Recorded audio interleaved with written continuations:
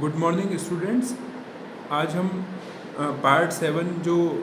Appeal from original decrease हमने पिछली class में लिया था उससे आगे कंटिन्यू कर रहे हैं हम। इसके अंदर सेक्शन 97 तक हमने ले लिया था।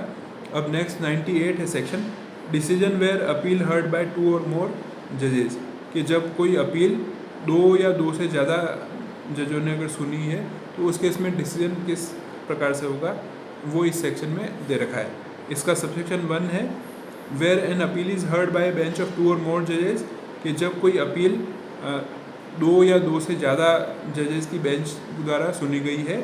The appeal shell be decided in accordance with the opinion of such जजेस,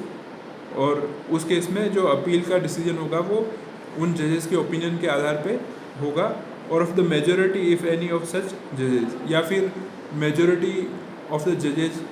जिस तरह का डिसीजन चाहते हैं उस हिसाब से ये डिसीजन होगा। सेकंड सबसेक्शन दे रखा है where there is no such majority which concurs in a judgment, कि जब इस तरह की कोई मेजोरिटी नहीं है कि जो जजमेंट में सहमति दे रहे हों। वेरिंग और reversing the decree appeal from, कि जो ये कहते हों कि डिक्री में कोई चेंज होना चाहिए, या जो डिक्री का जो ऑपरेटिव पार्ट है उसको रिवर्स करना है, तो उस केस में such decree shall be confirmed, उस केस में उस डिक्री को कन्फर्म कर दिया जाएगा। प्रोवाइडेड दैट वेयर देयर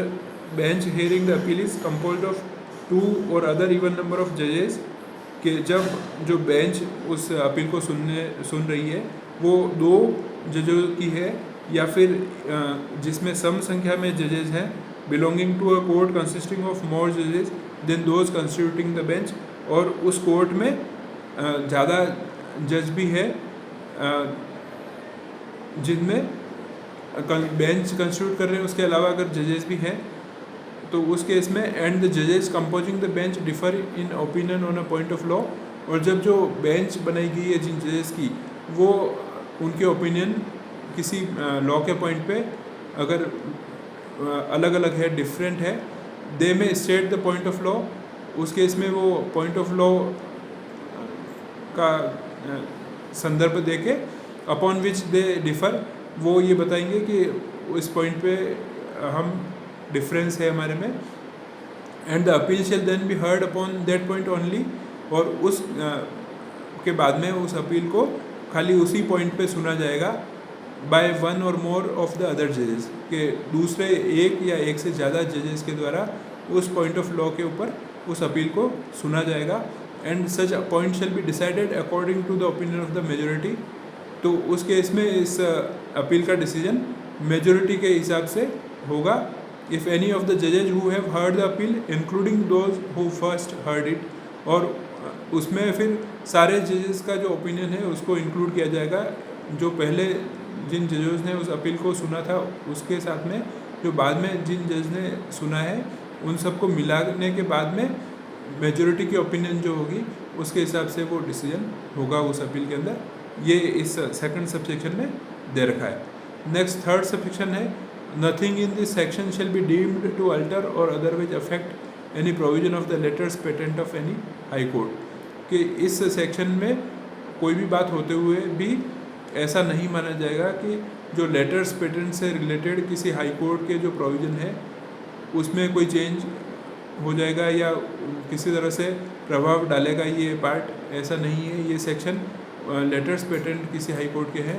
उनके जो प्रोविज़न है उस पर कोई किसी तरह का कोई प्रभाव नहीं डालेगा। नेक्स्ट सेक्शन 99 है no decree to be reversed और मॉडिफाइड फॉर एरर और इरेगुलरिटी नॉट अफेक्टिंग मेरिट्स और जुरिडिक्शन, तो इसमें ये दे रखा है कि कोई भी डिक्री रिवर्स नहीं की जाएगी या मॉडिफाइड नहीं की जाएगी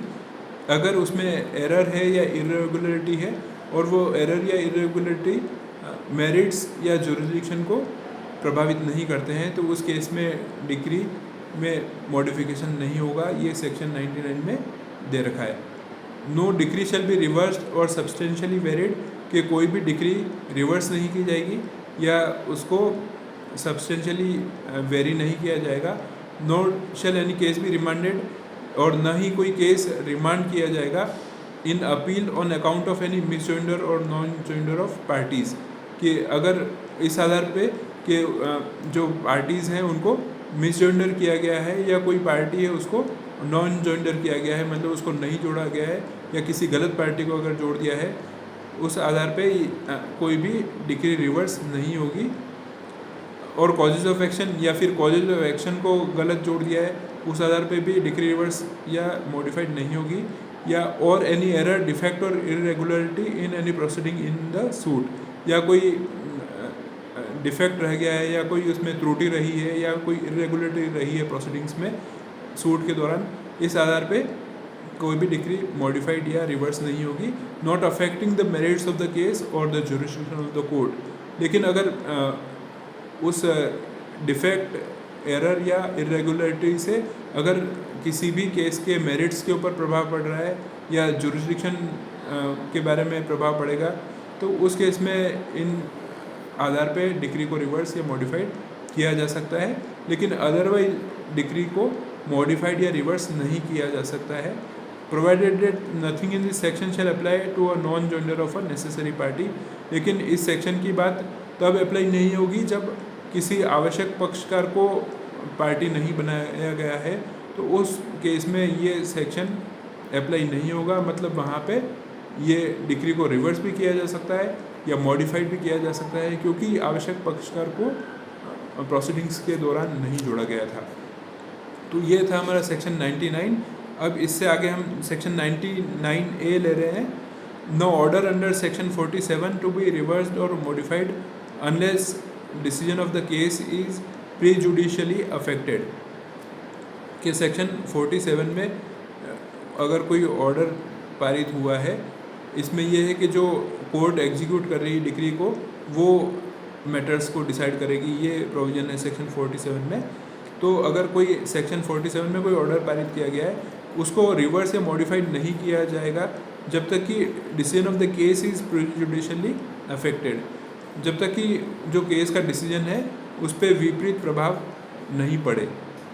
इसकी लैंग्वेज है without prejudice to the generality of the provisions of section 99, के जो सेक्शन 99 की जो बातें थी उनके ऊपर कोई भी विपरीत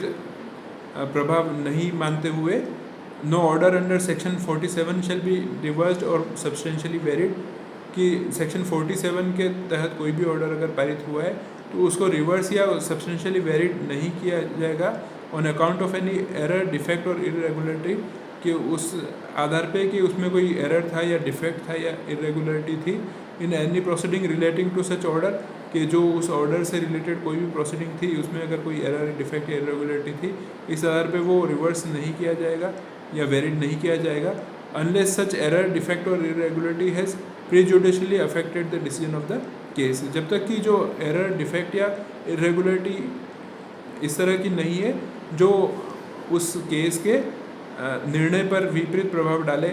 अगर ऐसी बात होगी तो ही उस ऑर्डर को रिवर्स या मॉडिफाइड किया जाएगा, अदरवाइज नहीं किया जाएगा। ये सेक्शन 99A में दे रखा है। तो आज हम यहीं तक लेंगे, सेक्शन 99A हमने लिया है। अब उससे आगे हम नेक्स्ट क्लास में कंटिन्यू करेंगे। Thank you very much.